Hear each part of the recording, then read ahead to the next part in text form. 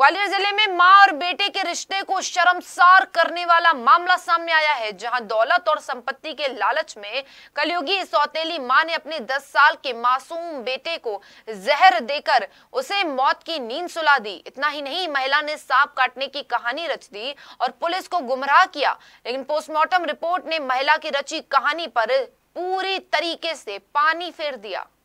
यहाँ ये मामला ग्वालियर जिले के मुरार थाना क्षेत्र के बड़ा गांव खुरेरी का है। दरअसल 23 सितंबर को राजू मिर्धा के 10 साल के बेटे नितिन की खाना खाने के बाद अचानक तबीयत बिगड़ने लगी, जिसके बाद मासूम को अस्पताल में भर्ती किया गया। सौतेली मां ने बताया कि सांप ने काट लिया और अगले दिन नितिन की मौत हो गई, जिसके बाद शव को पोस्टमार्टम के लिए भेज दिया गया।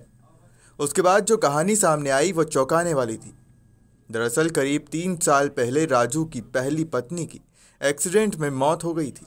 जिसके बदले क्लेम में 12 लाख रुपए मिले, जो राजू ने 10 लाख रुपए की एफडीआर कर 2 लाख प्लॉट की पेशगी भी दे दी। बस यही बात राजू की दूसरी पत्नी, जिसे वो बच्चे के लिए मां का सहारा देने के लिए लाया था, उसे खल रही थी कि पूरी रकम बच्चे के नाम हो गई तो उसका क्या होगा। इसलिए सौतेली मां ने मासूम के खाने में तीव्र जहर दे दिया और लोगों को बताया कि सांप ने काट लिया है, मगर पोस्टमार्टम रिपोर्ट में पूरा भेद खुल गया, जिसके बाद सौतेली मां को गिरफ्तार कर लिया गया और अब पुलिस ये पता कर रही है कि इस वारदात में कौन कौन शामिल है। 23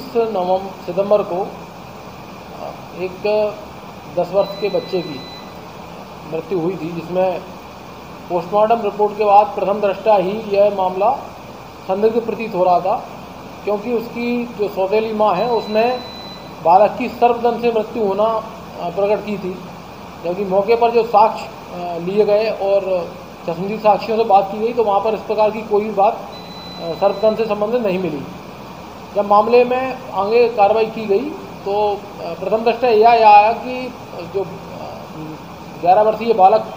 जिसकी हत्या की गई है उसकी मां की 2017 में एक एक्सीडेंट में थाना उमरी जिला भिंड में मृत्यु हुई थी, जिसमें उसको 12 लाख रुपए क्लेम मिला था और इसके पिता की जो कुछ जमा पूंजी थी उसके आधार पर उसने 10 लाख रुपए की एफडी अपने लड़के के नाम पर कर दी थी और जिस मकान में भी वो किराए से रह रहा है उसके पास का प्लॉट का अनुबंध भी उसने अपने लड़के के नाम किया हुआ है। इस बात पर रुष्ट थी यह सौतेली माँ के पूरा ही संपत्ति वो अपने लड़के के नाम कर रहा है और जब उसको लगा कि अब मेरे पास उसकी जो 2 बच्चियाँ पहले पति से हैं उनके भविष्य के लिए कुछ आर्थिक दृष्टि उसको नहीं दिखी, तो उसने षड्यंत्र करके एक नवजात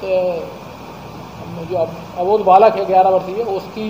जहर देकर उसने हत्या कर दी। इस मामले में डॉक्टर द्वारा जो पीएम रिपोर्ट दी गई उसके और बिरला हॉस्पिटल के डॉक्टर दोनों के ही बयान से यह मामला संदिग्ध लगा और जब इस मामले में पीड़ित जो आरोपिया है उससे पूछताछ की तो उसने अपना जुर्म स्वीकार किया है और इस मामले में उसकी गिरफ्तारी कर ली गई है। अभी इस समय पूछताछ चल रही है और इसमें बारीकी से विवेचना करके निश्चित रूप से देखा जाएगा कि इस महिला के साथ अन्य किसके द्वारा इस घटना को अंजाम दिया गया है। ग्वालियर से सोमेश शर्मा की रिपोर्ट।